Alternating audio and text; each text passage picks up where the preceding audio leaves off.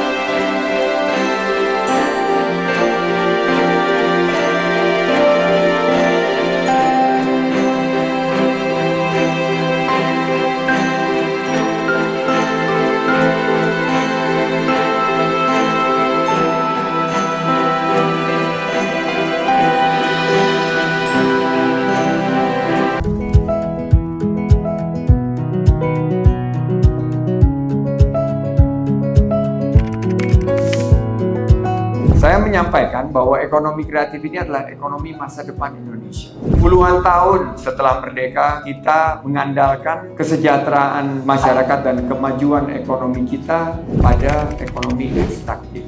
Mengandalkan sumber daya alam. Banyaknya sayangnya masih diekspor secara mentah. Perlahan beberapa tahun terakhir kita mulai melakukan hilirisasi. Sehingga nilai tambah dan jumlah lapangan kerja bisa dirasakan di Indonesia. Bayangkan coklat yang diekspor secara mentah ke Belgia.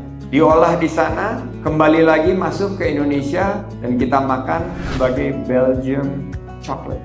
Berarti kita tidak menikmati nilai tambah, tidak menikmati lapangan kerjanya. Nah, ekonomi kreatif kita justru tumbuh dan berkembang karena kekayaan intelektual. Setiap produk yang memiliki imajinasi, inovasi, dan kreativitas memiliki kekayaan intelektual. Nilai tambahnya ada di Indonesia dan dirasakan lapangan kerjanya untuk masyarakat kita. Kuliner, 42%. Selama kita masih punya perut dan mulut, industri kuliner akan bertumbuh. Fashion, 18%. Sekarang kita menjadi epicentrum dari modus fashion dunia. Muslim fashion bertumbuh dengan pesat. Sustainable fashion, pakaian yang kita pakai harus memiliki aspek keberlanjutan, tumbuh pesat.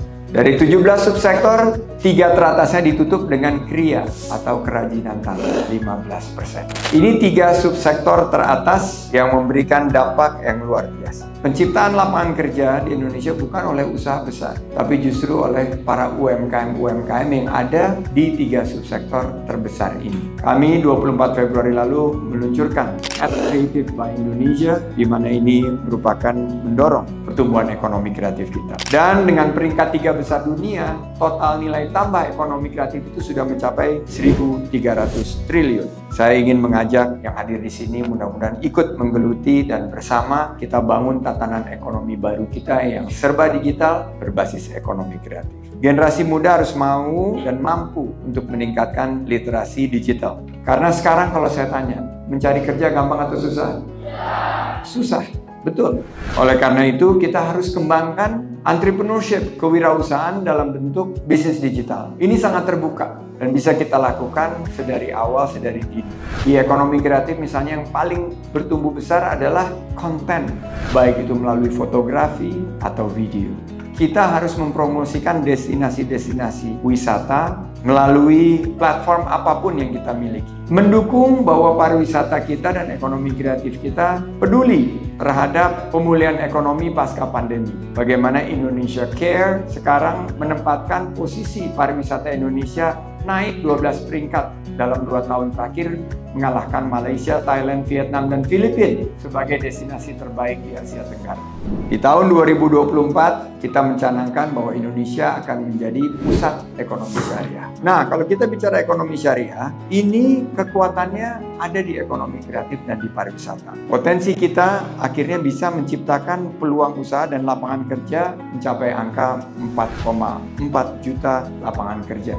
Pusat ekonomi syariah di dunia tahun 2024 bukan mustahil. Apalagi kita memiliki kekuatan perkembangan dalam negeri dan pertumbuhan di kala ekonomi dunia mengalami pelambatan. Kita masih terus bertumbuh dan kita harus terus pastikan bahwa target kita di tengah-tengah situasi VUCA, kita mampu untuk mengatasi krisis ekonomi dengan menciptakan 4,4 juta lapangan kerja tahun 2024. Amerika mengalami krisis perbankan karena negara dengan ekonomi terbesar di dunia mengalami gejolak. Argentina mengumumkan inflasi 100%. Nah, ini yang harus kita selesaikan. Keterjangkauan harga kita kelola dengan baik. Kita jauh lebih baik dari Argentina. Argentina pernah menjadi ekonomi nomor 4 terbesar di dunia. Kita menuju ekonomi nomor 4 terbesar di dunia. Jangan sampai apa yang terjadi di Argentina terjadi di Indonesia. Wisata kesehatan. Saya sangat menaruh perhatian karena kalau 160 triliun yang kita habiskan untuk mendapatkan layanan kesehatan di luar negeri, itu bisa setengahnya aja ada di Indonesia, 80 triliun akan masuk ke dalam ekonomi kita dan akan memberdayakan banyak sekali lini-lini kesehatan kita. WHO baru saja menyampaikan akibat pandemi, jumlah tenaga kesehatan di negara-negara yang berkembang menyusut secara tajam karena pindah ke negara-negara yang maju. Oleh karena itu, Unisula memiliki tanggung jawab karena sudah memiliki fakultas kedokteran dan memiliki langsung secara 360 derajat ekosistem industri kesehatan untuk mendukung bagaimana kita mengembangkan wisata kesehatan. Siap semua? Ya.